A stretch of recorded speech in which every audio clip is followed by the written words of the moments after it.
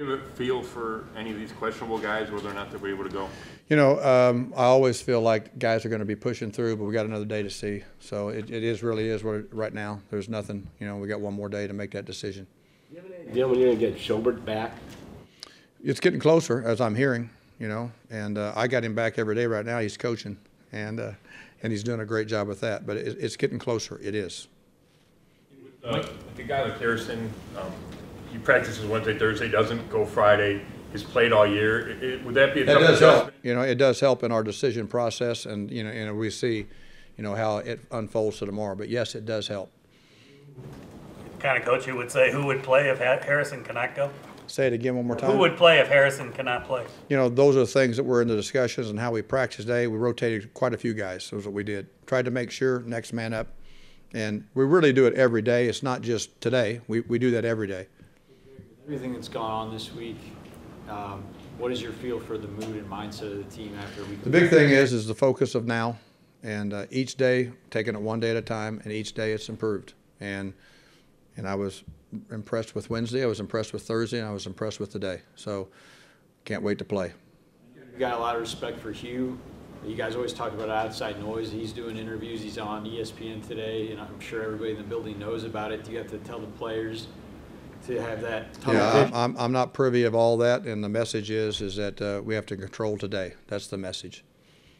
How do you stay patient with Greg Joseph? He missed a couple kicks last week. How do you approach that? The big thing is that he's a Cleveland Brown, and we got to continue to help coach the Cleveland Browns. And I've coached special teams before too, punters and kickers, and for many years. And right now is do everything we can to help him improve and help him be the best he can be. Obviously, you're a fiery type of guy. Do you adjust when you have a kicker like that who's struggling and it's fiery with different kinds of people. You're not the same with a quarterback as you are with a kicker, or as you are with, although with Baker you can be however you want to, which is kind of fun. And sometimes receivers are that way too, but Jarvis, you don't have to worry about that either. Jarvis has that let's go get some. But yeah, I change that. We change it, whatever the player really needs, and the fiery part of it is from a focus part of it. You talked about internal discord, and John talked about having the right environment. So what have you done this week to set the right environment? I really have just taken it day by day by day and done whatever I could to make sure the players felt good about today. Okay, and make them feel good about the meetings, make them feel good about the practices, make them feel good about the corrections, and include opinion. Make sure they have opinion too. Really no different than I do every day as a defensive coordinator. No different. Okay, and now just be able to help it all in every area. To hold the same for your Saturday night speech will be, yeah. Give one. Yeah, and really there's a format. I have a philosophy for each and every day, and of how we go about on Monday, Tuesday, Wednesday. I've been doing it for so long, and how you go about on Saturday nights too, and it'll be the same way. There won't be any changes with that. Defensively, they already know. You guys do more to cater to Baker Mayfield, implement some things that he's comfortable doing and excelled doing at Oklahoma? We all do that, and we do that. I do that on defense. We're doing some things that Denzel does better.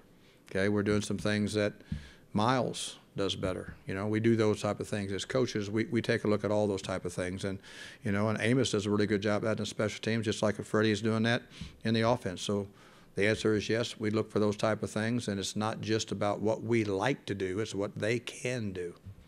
What can you do to slow down that Kansas City offense? It's tough. They've had a really good year, and one of the things I've always tried to do is take a look at the division teams, and it's not just the Chiefs, but you take a look at the familiarity of teams within a division and how they're going about doing it, because they give them more opportunities each and every year, and for a consistent basis, how they do that. But we take everything, we take a look at every part of the schedule. Go back to last year and look at it. Think about certain things back when Andy's at Philly, and I was again at the Washington Redskins at that time. We take a look about those things too, but try to mimic some of the really good things that have gone on some of the other teams and try to minimize some of the stuff that has been explosive to where they've exposed other teams. So our job as coaches is to look at every aspect of the film, build great videotape for our players to take a look at too. And it's not just the coaches, it's the players. Okay, and it's not just going home and playing video games. Okay, it's going in and studying the stuff that we prepare for them, and they've done a really, really good job this week of that. I've been impressed with that. And I've kind of walked around and tried to see it from the other sides of the ball and the other areas. You know, I'm always in contact with how that stuff's being done on defense. I just wanted to see it on the offense, and it's been good. More here. So how do you deal with a guy like Tyreek Hill's speed? It's hard, you know, but there's been a lot of other guys in the league that's as fast or faster than him that, you know, throughout the years we've been. And I think the big thing that we have to do is that understand the space plays and minimize the opportunity for the speed in space, okay, and make him have to try to play, you know, more in tighter areas and that type of stuff. And then there'll be times when hopefully there's more than one guy coming his direction. But he's a really good football player, a very explosive football player. And if we weren't playing against him, I'd think it'd be fun to watch, okay? But, you know, and again, you have to have a smile on a few plays that he's been able to make. It's pretty cool. Receivers, I mean, it's been a kind of revolving door the last few weeks. And maybe Higgins is back this week, but then Callaway, maybe he doesn't play. So how do you kind of cope with the issues at receiver and still be able to have a... It's never easy, but that, you know, more importantly, from a quarterback standpoint, how Baker has to cope with it. And his feel and continuing to do things the way that he feels things to be done too. Coaches are helping him and supporting him with saying the same thing. But one of the things I've talked to Baker quite a bit about is that, you know, him having exact say in this is how the route, this is how I feel the route. I want you to feel the route the same way. And they were already doing that.